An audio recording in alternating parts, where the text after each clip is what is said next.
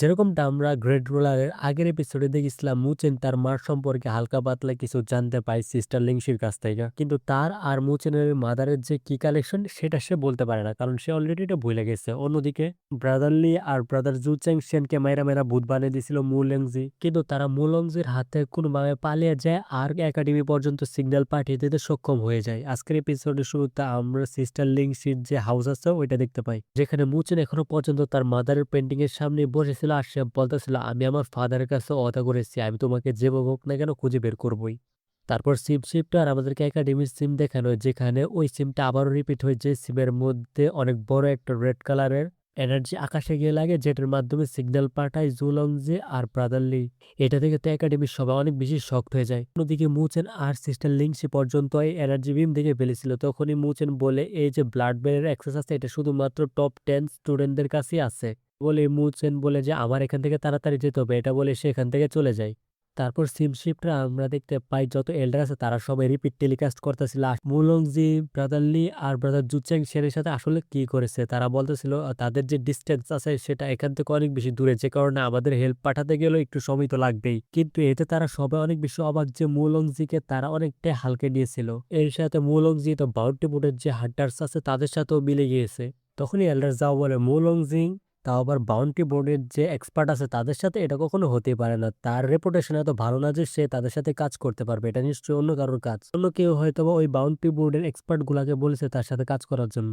আর আমার তো মনে হয় এটার পিছনে ড্রাগন প্যালেসেরই হাত আছে। তখনই প্রিন্সিপাল বলে, এটা আসলে অনেক বড় একটা চাল। ওরা আমাদের সবচেয়ে ভালো দুজন স্টুডেন্টকে আটকে ফেলেছে অলরেডি। আর তারা এই দুজনকে ফাঁদ হিসাবে ব্যবহার করতেছে, যাতে তাদের দুজনকে বাঁচানোর জন্য আমাদের আরো স্টুডেন্ট যায় আর তাদেরকেও যেন তারা ধরতে পারে। এটা শুনে আরেকজন এল্ডার বলে, আচ্ছা তাহলে তাই নাকি, তাহলে আমরা এখানে এখনো পর্যন্ত বসে আছি কেন, চলো আমরা সবাই মিলে যাই আর তাদেরকে রেস্কিউ করে নিয়ে আসি। এটা শুনে আরো একজন এল্ডার তাকে আটকে দেয় আর বলে, তুমি হয়তোবা ভুলে যাচ্ছ আমরা কয়েক বছর আগে কারোর সাথে ওয়াদা করেছিলাম যে আমরা কখনো স্টুডেন্টদের মামলার মধ্যে ইন্টারফেয়ার করব না। আর এখন যদি আমরা ইন্টারফেয়ার করি তাহলে তারা সুযোগ পেয়ে যাবে আমাদের উপর আঙ্গুল উঠানোর। তখনই আরো একজন এল্ডার বলে যে আমরা চাইলে পানিশমেন্ট হলের যে এল্ডার আছে তাদেরকে পাঠাতে পারি, কিন্তু তাদের সাথে ইয়াং জেনারেশনের স্টুডেন্টও পাঠাতে হবে, কারণ পানিশমেন্ট হলের মেম্বাররাও এক ধরনের এল্ডারে। আর তাদের কারণে যদি ওই প্রমিস ভেঙে যায় তাহলে আমাদের উপর অনেক বড় সমস্যা তৈরি হতে পারে। তখনই প্রিন্সিপাল বলে যে তাদের যে স্ট্রেংথ আছে সেগুলো আসলে অনেক বেশি, তারা চাইলে খুব সহজেই তাদের দুজনকে বাঁচিয়ে নিয়ে আসতে পারবে, কিন্তু অন্যান্য অ্যাসাসিনদের কারণে এটা অনেক বেশি সমস্যাজনক হয়ে যাবে, যে কারণে তাদের সাথে আরো কয়েকজনকে পাঠাতে হবে। মানে পানিশমেন্ট হলের যে বডিয়ার আছে তাদের সাথেও আরো কয়েকজনকে পাঠাতে হবে। যে কারণে প্রিন্সিপাল বলে আমাদের কাছে আরো অনেক স্টুডেন্ট আছে যারা মূলত তাদের মতোই পাওয়ারফুল, আমি তাদেরকে পানিশমেন্ট হলের এল্ডারদের সাথে পাঠাবো।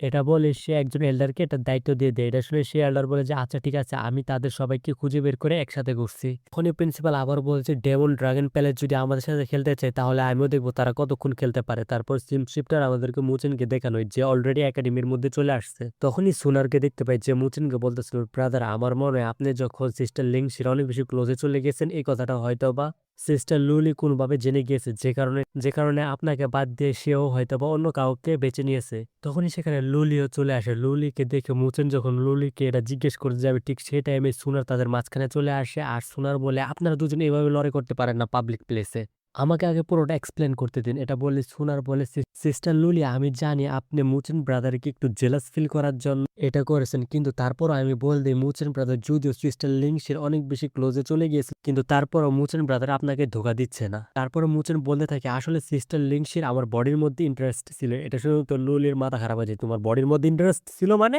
তখনই সুনার বলে, তুমি তাকে সিস্টারও বলতেছো আবার বলতেছো তোমার বডির মধ্যে ইন্টারেস্ট আছে, আমি তোমাকে কোনো হেল্পই করবো না, তুমি কি আজের কথা বলতেছো? যদি তোমার বডির মধ্যে ওর ইন্টারেস্ট থাকে তাহলে সে তোমার সিস্টার হয় কিভাবে? এটা বলে সুনার এখান থেকে চলে যায়। তারপরে মুচেন একটু বুঝিয়ে বলে লুলিকে, আসলে আসলে সিস্টার লিংসির কাছ থেকে আমি যখন ফরমেশন শিখতেছিলাম তখন সে আমার ব্ল্যাক পাগোড়াকে দেখে একটু কথা শুনে আর এটার এনার্জিকে টেস্ট করার জন্য আমার বডি থেকে একটু এনার্জি ফিউজ করে, তখনই এসব হয় আর কি, মানে একটু ক্লোজে চলে আসে, এর থেকে বেশি কিছু না।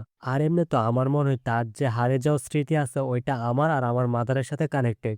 তখনই লুলি বলে যে সুনার আমার ব্যাপারে যেসব বলতেছিল এসব আসলে কোনো ছেলের ব্যাপারে ছিল না, এসব আসলে আমার একজন ভালো বন্ধুর সম্পর্কেই সে শুনেছে।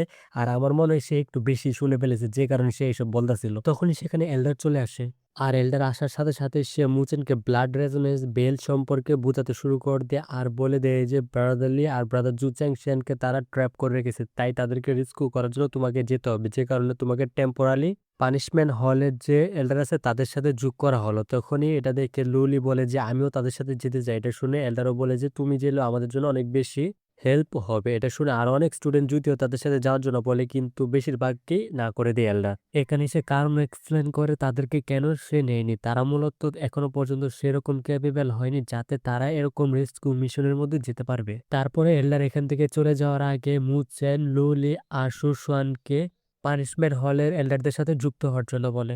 তারপরে তারা ৩ জন সেখানে চলে যায়। তারপরে সিনেমা আমরা দেখতে পাই তারা ৩ জন যখন সেখানে গিয়ে পৌঁছায় তারা বলতে শুরু করে দেয়। লাস্ট ইনফরমেশন অনুযায়ী মুলংজি বাউন্টি বোর্ডের এক্সপার্টদের সাথে অ্যালায়েন্স বানিয়ে নিয়েছে। যে কারণে আমাদের এটা সিউর থাকতে হবে যে তারা আমাদের জন্য সেখানে ওয়েট করতেছে। আমরা তাদেরকে কখনোই সারপ্রাইজ অ্যাটাক দিতেই পারবো না।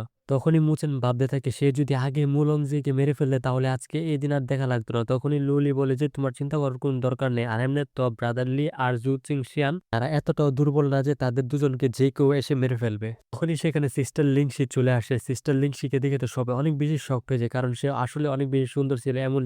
এমনকি সিস্টার লিংশিকে নিয়ে তো পানিশমেন্ট হলে যে এল্ডার ছিল তারা পর্যন্ত কথা বলতাছিল।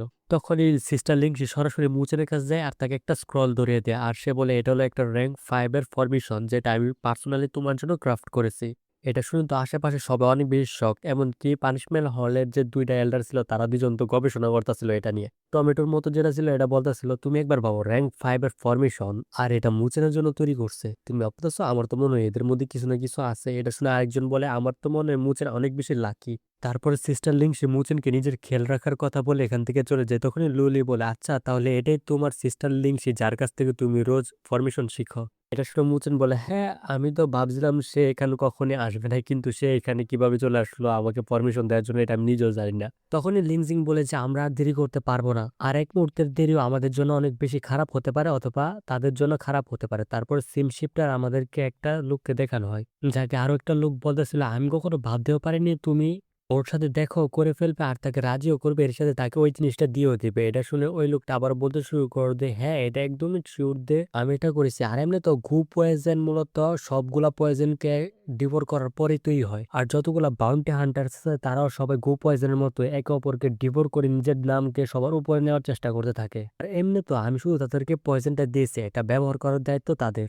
তারাই ব্যবহার করে এই পয়েজনটা আমাদের জন্য ফিউচার সিকিউর করতে পারবে। এটা বলে সে একটা ইভেল লুক দেয়। এটা দেখে বোঝা যাইতেছে হালা একটা মাথার বট। তারপর আবারও সিম শিফটার আমাদেরকে রেস্কিউ মিশনের যে টিম আছে ওইটাকে দেখানো হয় যেখানে ব্রাদার লিংজিং সবাইকে ওই বাউন্টি হান্টার্সদের নাম বলতে শুরু করে দেয়। সবার প্রথমে আসে লিংজিং এর নাম যাকে তারা ব্লাড হাংরি নাম দেয়। আর সে অনেককে খুব সহজে স্লটার করতে পারে। আর বাউন্টি বোর্ডের মধ্যে তার র্যাঙ্ক টপ 10 এর ভিতরে আসে। এর সাথে কিছু চুইউর স্কিল শো করানো হয়। তখনই সেখানে চুইউর আরেকজন সঙ্গীকে দেখানো হয় বলতে পারেন এটা তার গার্লফ্রেন্ড। চুইউর যে গার্লফ্রেন্ড আছে সেও অনেক বেশি স্কিল আর সে তো অনেক বেশি ওয়েপন ইউজ করে যে কারণে সে লং রেঞ্জ এবং ক্লোজ রেঞ্জ ২ জায়গায় অনেক ভালো অ্যাটাক করতে পারে। কিন্তু আরেকটা ব্যাড ব্যাপার আছে যে তার মধ্যে সেটা হলো তার আশেপাশে অথবা তার যে বয়ফ্রেন্ড আছে মানে চুইউর আশেপাশে যদি কোনো মেয়ে থাকে তাকে তো মারে অথবা তার থেকে সুন্দর কোনো মেয়ে যদি সে দেখতে পায় তাকেও মেরে ফেলে। এরই সাথে সে বাউন্টি বোর্ডের 8th র্যাঙ্কে আসে আর তাদের যে তৃতীয় সাথী আছে ওই সাথীর নাম হলো তেনলং। আর সে অনেক বড় একটা হ্যামার নিয়ে ঘুরে সবসময় মানে এক্স নিয়ে ঘুরে সবসময় নিজের সাথে।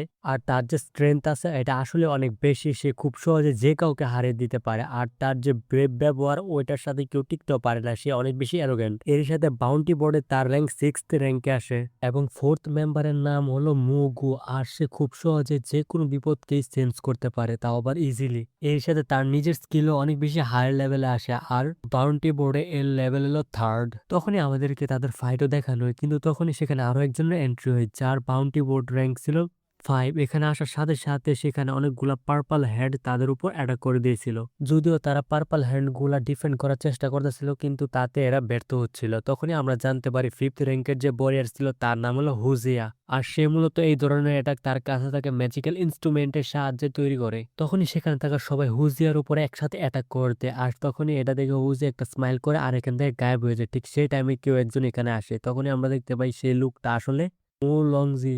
মুলংজি এখানে আসার সাথে সাথে সবাইকে থামার জন্য বলে। তারপর সিমশিপরা আর আমাদেরকে ওই লোকটাকে আবারও দেখানো হয়। সে বলতেছিল আমি শুনতে পেয়েছি মুচেন অলরেডি নর্দার্ন হেভেনলি একাডেমির যে ফোর্স আছে তার সাথে জয়েন হয়ে গিয়েছে। এটা শুনে তার সাথে লোকটা বলতে শুরু করে দিয়ে মুচেন যেহেতু এখানে নিজে থেকে আসতে তাহলে ডেমনিক ড্রাগন প্যালেসের কাছে সুযোগ আছে মুচেনের কাছ থেকে ওই পিলারটা রিক্লেম করা। আসলে তারা মুচেনের যে ব্ল্যাক পাগোরা আছে ওইটার কথাই বলতেছে। তখনই ওই লোকটা আবারও বলতে শুরু করে দেয়, হ্যাঁ, মুলংজির কাছে ভালো সুযোগ আছে। আর সে যদি এবার ওই প্লেয়ারটা না আনতে পারে, এবারও যদি সে ব্যর্থ হয় তাহলে তার আবারও জীবিত ফিরে আসার কোনো দরকারই নেই। আর এমনি তো গ্রুপ পয়জন আর আমাদের ট্র্যাপ পুরোপুরিভাবে রেডি হয়ে গেছে। এখন আমাদের শুধু এটা দেখার বাকি আসল গু কিং আসলে কে? আসলে মনে হয় গু কিং যারা মূলত মুচেনের কাছ থেকে ওই প্লেয়ারটা নিয়ে আসতে পারবে তাকে মূলত গু কিং হয়তোবা বলতাছে। আমি সিউর না কিন্তু আমার কাছে এটাই মনে হয়। তারপর সিম শিফটার আমাদেরকে মুচেনের টিমকে দেখানো হয় যেখানে তারা বলতাছিল যে সকাল হওয়ার সাথে, সাথে তারা নর্দার্ন ডেজোনেট ভ্যালির দিকে চলে যাবে। কারণ সেখানে আসলে মিস্ট্রি ভ্যালি এক্সিস্ট করে। আসলে সেখানকার যে নিচের এলাকা আছে ওইখানেই মূলত মিস্ট্রি ভ্যালি। আর আমাদের জন্য একটা প্লাস পয়েন্ট হলো ব্রাদারলি আর জু চেংসের মিস্ট্রি ভ্যালির মধ্যে এখন আছে। যে কারণে ওরা এখন আপাতত সাপ্রেস হয়ে আছে অটোমেটিক মিস্ট্রি ভ্যালির কারণেই। তারপর সিম শিপটা আমাদেরকে মিস্ট্রি ভ্যালির সিম দেখানো হয়। তারা সবাই অলরেডি মিস্ট্রি ভ্যালির মধ্যে পৌঁছে গিয়েছিল। আর তারা যত এগোচ্ছিল তাদের সামনে যে ফগ আছে ওইটা আস্তে, আস্তে ঘন হচ্ছিল। তখনই এটা দেখে লুলি বলে যে এখানে এই ফগের কারণে অটোমেটিক্যালি একটা ব্যারিয়ার তৈরি হয়ে গিয়েছে। যে কারণে সামনে যতই খালি বা ভালো জায়গা হোক না কেন বা বিপজ্জনক জায়গা হোক না কেন কেউই সহজে দেখতে পারবে না। এতে মুচেনো এগ্রি করে আর বলে, হ্যাঁ, এই কারণে তুমি সবসময় আমার সাথেই থাকবে। তখনই সেখানে একটা মিউজিকের মতো কিছু একটা বেজে ওঠে যে কারণে সেখানে থাকা সকল ফরমেশন অ্যাক্টিভেট হয়ে যায়। যে কারণে তাদের চারদিকে অনেক জোরে বাতাস বইতে শুরু করে দিয়ে এরকমটা মনে হচ্ছে যে হালকা টর্নেডো এখানে শুরু হয়ে গেছে। যে কারণে তারা হাওয়ায় উড়ে এখান থেকে যাওয়ার চেষ্টা করে। কিন্তু তখনই তাদের উপর একটা স্কেলেটন হেড অ্যাটাক করে দেয়। তখনই আমরা হোজিয়াকে দেখতে পাই যে বলতেছিল তারা ফাইনাল এখানে চলে আসছে। এটা শুনে মুলংজি বলে, আচ্ছা তাই নাকি? তাহলে তোমরা যাও আর তাদেরকে মেরে ফেলো। এটা বলে তারা মারার জন্য এগিয়ে যেতে শুরু করে দেয়। আর এর সাথে আমাদের আজকের এপিসোড এখানে শেষ হয়ে যায়। তো গাইস আমি বল দিই আজকের ভিডিওর যে ভয়েস ওভার আছে ওইটার কোয়ালিটি আসলে অনেক বেশি খারাপ হয়েছে যেটা আমি জানি। এটা হওয়ার কারণ হলো আমি যখন অসুস্থ ছিলাম তখন আমি ওইটার ভয়েস দেওয়ার চেষ্টা করেছিলাম। যে কারণে এই ভয়েস কোয়ালিটিগুলো অনেক বেশি খারাপ হয়েছে। আমি নেক্সট টাইম থেকে এগুলা খেয়াল রাখার চেষ্টা করব। আর হ্যাঁ, ঈদের আগে আমার চ্যানেলে ২ থেকে ১ টা ভিডিও আসতে পারে। আর বাকি ভিডিওগুলো আমি ঈদের পরেই দিব। তো আমি এখন আর বেশি করব না। কারণ আমি এখনো পর্যন্ত কমপ্লিটলি সুস্থ হইনি। সুস্থ হওয়ার পরে আবার রেগুলার হব। তো আজকের ভিডিওটা এই পর্যন্তই ছিল। সবাই ভালো থাকবেন।